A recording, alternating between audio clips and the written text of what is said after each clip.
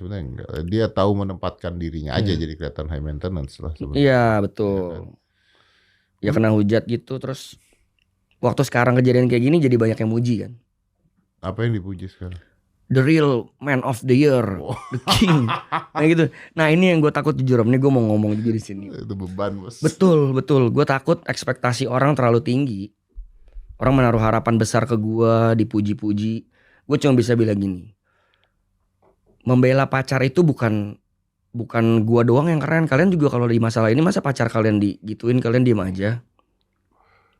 Dihina orang, diancam orang, apakah kalian akan diam aja? Itu semua cowok kok, bukan gua doang. Kebetulan sosoknya adalah Erika Karlina yang public figure. Makanya gua kena pujinya. I'm not agree with you. Kenapa? I'm not agree with you. Enggak, gue gak setuju sama lu. Kata-kata lu membela pacar itu adalah kewajiban lah. Ya maybe we'll do the same thing. Iya ya, kewajiban seorang cowok kan. Iya harusnya kan. Iya, gue juga gitu ya.